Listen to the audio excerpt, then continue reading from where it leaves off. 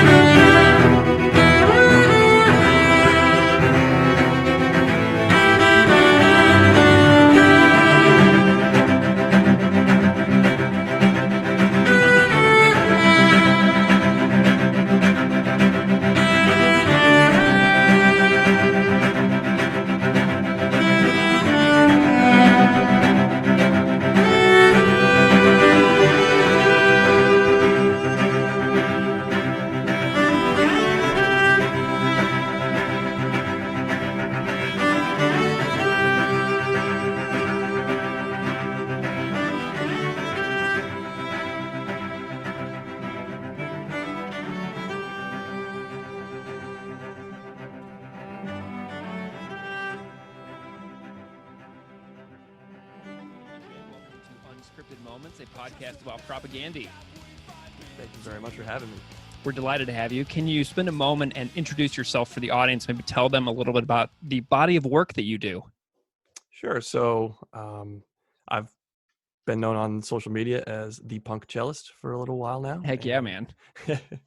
It's a fun project that I started just sort of, in my bedroom, just having a lot of fun. And so I'm basically a Berklee grad. I saw a lot of my Berklee friends actually using this app called Acapella, and it stacks like videos so you can basically, track with yourself. And so that's what I did for a little while, started just doing any old song, and then started getting into more punk covers. And the rest is history. What are some of your most famous or most thoroughly viewed songs that you've done? I would say the most recent ones, probably, which are Burn After Writing by the Menzingers. Mm-hmm. And then I did a cover by Propaganda. Mm-hmm. We did Today's Empires, Tomorrow's Ashes with, I did that with my friend Emily Plamondon. She's from Quebec. Those two, I think, have really, really taken off recently. And also I did a cover of a Lawrence Arms song called The Revisionist. And that really was one of my favorites. That's one of my favorite songs like ever, I think. Man, they just wrote such an incredible record. And the new one that came out recently is also pretty tight. Yeah, my LP actually arrived in the mail yesterday, 8 days after the release of the record. Apparently Kings Road got snagged up, but I finally got it. So I'm delighted to dig into that a lot more as well. So, Ian, I'm curious, what came first, the cello or the punk rock? For me, it was definitely the cello. I started in fourth grade when I was about 10 years old. And at that point, I think I was still listening to the bands such as NSYNC and Backstreet Boys. So heck yeah, man. Nice. How did that progression go for you? Were you like a natural on the cello? Did you take to it quickly? Did you, dive in and out of any other instruments when you were younger? Yeah, so I played drums as well, and sort of learned both at the same time, classically for cello, and then just by myself on drums. I would just listen to like Blink-182 and stuff and just learn how to play those songs like on my headphones in my basement, and just it basically kind of came together when I met my good friend Meyer Brown, who was the bass player of my band at the time called Half-Hearted Hero. Mm-hmm. And we met because he played stand-up bass and I played cello. And we just ended up talking and realized that we both liked punk rock. So we ended up jamming, and yeah, we ended up having a couple of friends who joined up with us. And that's really where the punk rock came into my life, because Meyer showed me so much music that I love so much today, including Propaganda. So we did that, played in that band for 10 years. More than that, really. We did, European tour, Japan tour. Holy smokes. Yeah. We played with the Swellers plenty of times. What Good in the friends world? with Jono and Nick. And yeah, it was a good time for sure. We sort of just disbanded. Our singer moved to California. So unfortunately, we aren't really playing anymore. And so that really gave me the opportunity to start doing things more solo. So that's when I started taking this more seriously. Awesome. Well, I'm going to have to go back and find your other band too, because I was completely unaware of that. So I love finding new music. So I'm going to find out anything that you guys have out. Half-Hearted Hero, you said? Yeah, that's it. Yeah. Awesome. Well, I'm going to go and check it out, dude. That's fantastic. So when did you sort of like realize that, playing cello and like playing punk rock music didn't have to be like separate? When did those things come together? I think it was actually in late middle school, early high school. I was actually going to quit the cello. I was sort of bored with it. I was playing only classical music with it. Yeah.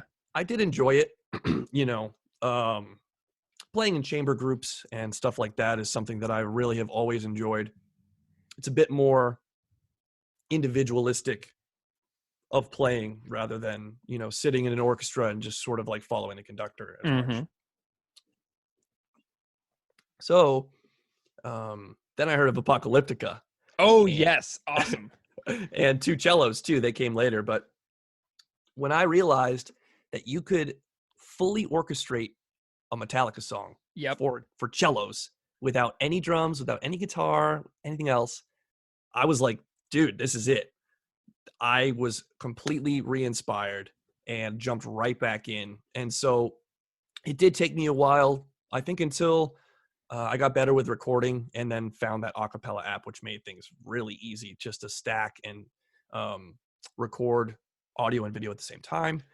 Anyways, that brought about, okay, what songs have I not heard arranged yet? And it's like, okay, all my favorite punk songs, so it's like capturing a lightning in a bottle in that moment. You know what I mean?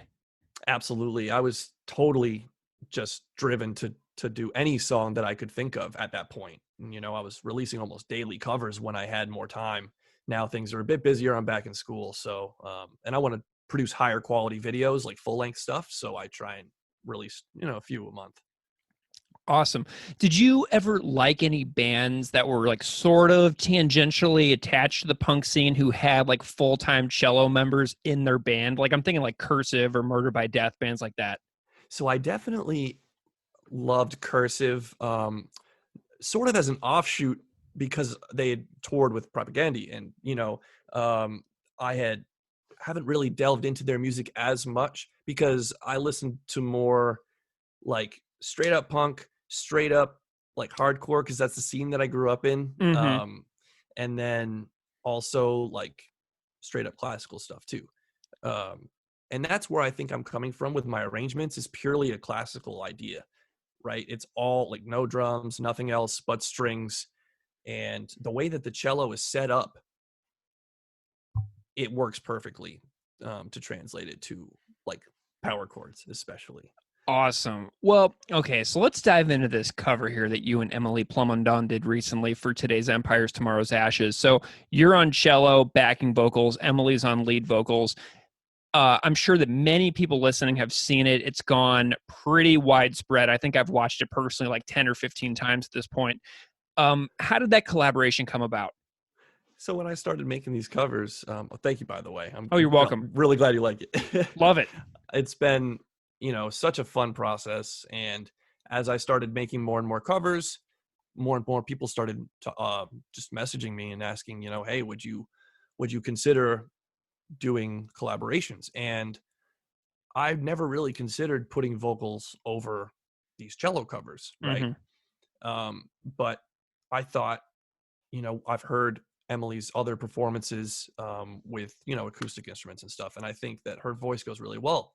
So I said, hey, let's give it a shot. And I thought, the end product was amazing.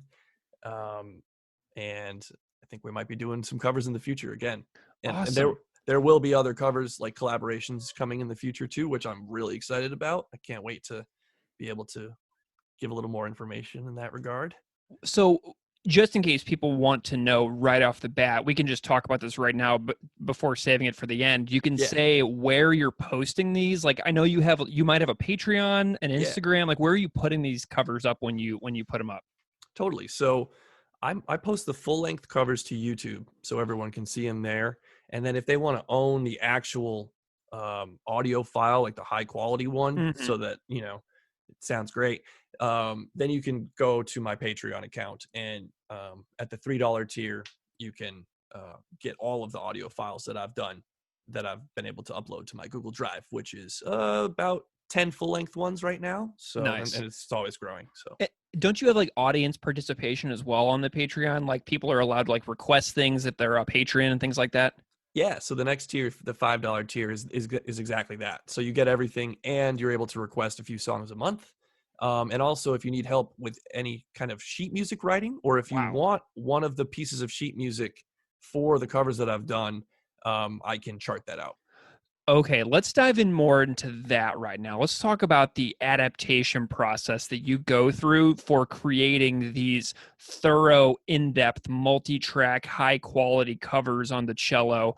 I want to know a little bit about your your drafting process, like before you put anything down on a recording, like what is the planning like before demoing? What's the planning like? It's actually really funny and simple. I'll typically just run the song, um, playing the power chords, trying to hear just the chords underneath it all. And then I'll sing the vocal melody typically along with it. Pretty poorly, might I add. You kind of like hum it, like yeah, especially if I don't know the lyrics like fully. Yeah, I'm just like yeah. Nice. Stuff. And then you just start fleshing it out from there, right? Mm-hmm. So during the recording process, I try and actually record it like a rock recording would be recorded. Mm-hmm. So you have the guitars tracks panned hard left right. Yeah. And then anything that's like lead based is closer to the middle, and then you have your vocals or your lead your vocal tracks right in the center. So that can span from 8 to 16 tracks in total, just for everything to sound good and to fill out all the parts that I hear, because typically it's all by ear. Awesome. So Can you it tell may not be perfect. like what's like the specific the tracks that went into today's Empires Tomorrow's Ashes adaptation? Like how many tracks and what are they? Like if we were looking at your Pro Tools screen or whatever you're recording on, how many tracks are there and what are those tracks representing? Okay, so we have guitar left, guitar right, which is going to be me playing. So the cello is set up in such a great way that each string is tuned to fifths, so that when you're playing like on a guitar or power chord, all I have to do is bar it. So what I do is, you able to bar the chords on, and then you fill in like thirds or ninths or whatever's above that they do. And then I'll have 2 guitar lead tracks that are like, so like right in the beginning of the song, it's Yeah. right. So I wanted to make sure I had that come in. So that's actually its own separate little lead track coming in above. So that's anything that the guitars are doing, like in the bridge, when it's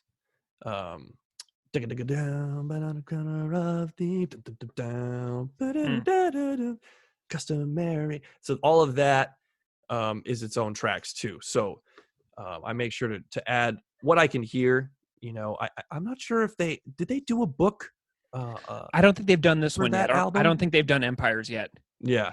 So I would love to get all the details, but I did what I could basically. And then I have like a Chris track, and I have a Todd track for the harmonies. If I'm actually tracking like vocals on cello, if I want to do that. I'm actually doing a cello only version of today's Empires too, just to have it, because I know people just love the cello only. So both of those will be available for download on the Patreon. So awesome. So how much like demoing does this take? Like how much time do you need to get to the finished version with sometimes 12 to 16 tracks overlapping each other?